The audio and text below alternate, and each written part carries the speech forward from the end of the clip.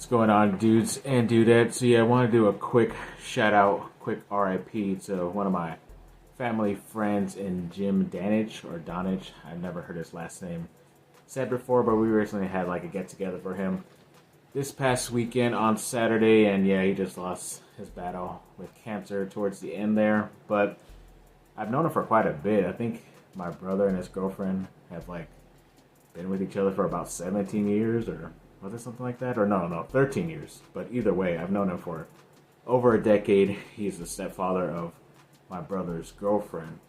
And yeah, he's been in my life for that long and was a great guy. We liked a lot of the same sports teams. The only thing questionable about him, he was a USC football fan, which is great, but for some reason a UCLA basketball fan. So I don't know, that doesn't make sense in my head when it comes to the rivalry, but a lot of people don't know why I follow Duke basketball, but you already know that story. But yeah, sadly, we lost him pretty recently, but luckily we were able to get together and celebrate him and then remember him as well. So yeah, it was a great day we had that day. So definitely very happy we were able to do that, and his teams definitely stepped up this last weekend for him, which is pretty cool. So I'll get into how that went. So USC football, they're playing against Nebraska, and yeah, both these teams are pretty much, which one's going to end up losing, because they both end up losing games towards the end. But luckily USC was able to seal this one 28-20. On the last second play, they were able to get that interception away from Dylan Raiola, that star freshman guy who was supposed to go to USC, but ended up going somewhere else. But overall, good victory. I think even Woody Marks, the senior running back, did have over 1,000 yards already in the season. It's been a while. I think since like 2017, that hasn't happened since Ronald Jones did it while at USC. So that's pretty cool that he was able to get that and hopefully be able to add some more yardage against the rival teams coming up at UCLA this weekend and hosting Notre Dame the following weekend as well. And it was pretty cool too, because they were in their throwback jerseys, a couple of different stripes on the arm sleeves, a little bit of a different cardinal as well, and they even changed the end zones, the touchdown area on the field too, and I think even the main logo in the middle. I thought it looked great. It's very cool to see. I think they're only going to do it for special occasions like that game was homecoming for the USC side, so for all the seniors. But either way, as long as they do it a couple more times with some of the more retro, cooler looking old stuff, throwbacks, and I'm down with that. So yeah, that was pretty cool to see. And congrats on the big win. And then it kind of continued as well on Sunday, because then pretty early on Sunday, that 5-star local guy to me from Corona Centennial, that 5-star quarterback, Husan Longstreet, ended up committing and flipping from Texas A&M to USC, which was great because he was actually like on a secret visit to USC. I actually pulled that up first to talk about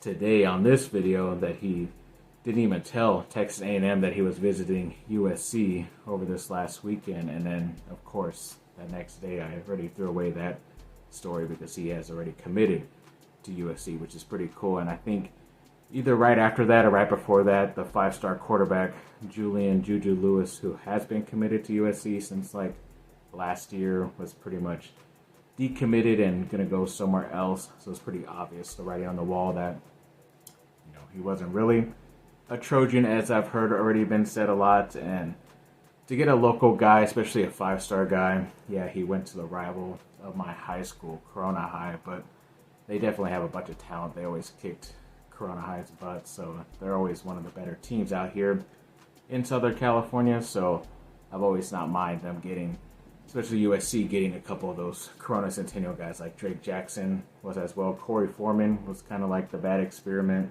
who ended up transferring out, but they've had a couple good wins in my opinion. So yeah, big time weekend for them, and it continued even later on Sunday night, because USC was able to get a commitment from a 3-star defensive lineman in Cash Jacobson. Yeah, he's like 6'3", 290 already. So yeah, he may be a 3-star.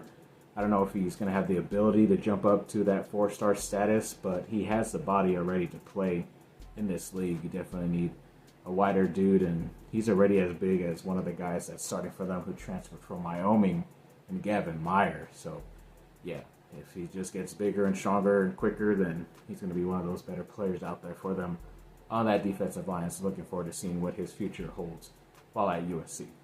Future Steven here forgot to put that Duke did beat Wofford 83-65, something like that. It was pretty much a blowout from halftime. They already scored 50 and didn't even give up 20 points to that team. So yes, don't know why I forgot to get this one and put it in the regular video, but hopefully I can slap this in there somewhere. And speaking of Jim's other favorite teams, the Lakers, yes, they played on Saturday as well, and they were able to get that victory on the road against the New Orleans Pelicans, 104-99. Anthony Davis once again had over 30 points with 31, and Dalton Knecht, the rookie, had a career high 27 points. I didn't even think he threw in like 7 rebounds as well. So yeah, they definitely did very good on a back-to-back, winning Friday and Saturday as well. So hopefully they can continue this nice little win streak they have going.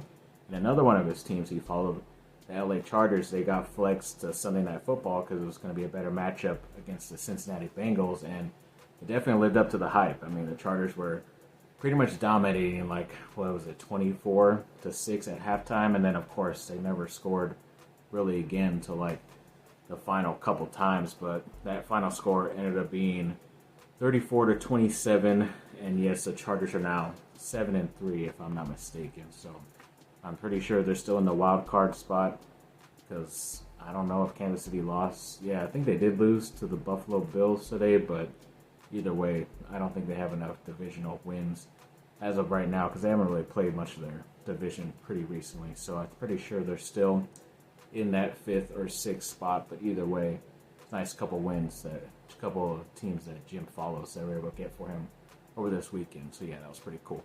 And according to this source that I got online, they said that, I think it's from the Wall Street Journal, that ESPN and ABC are getting the rights to Inside the NBA. Obviously with Charles Barkley, EJ, Kenny, and Shaq, that show, and they're going to be able to produce it next year.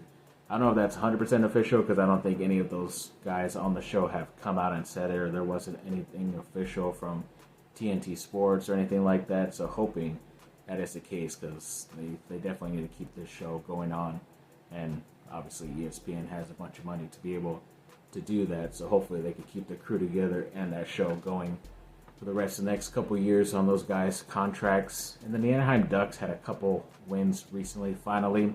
I forget if this team was the Dallas Stars or the Washington Capitals, but they got that victory 4-2, and they also beat the Detroit Red Wings as well, 6-4, so that was nice to see. Hopefully they can still keep this nice little streak going, but I highly doubt it. They've been struggling here and there early on this season. And the USC women's soccer team ended up beating Sacramento State earlier on Sunday today, 5-0. And now their second round matchup will be against St. Louis in the second round, as I mentioned, and they also will get the winner of Wisconsin versus Virginia if they advance to the next round, so that's pretty cool.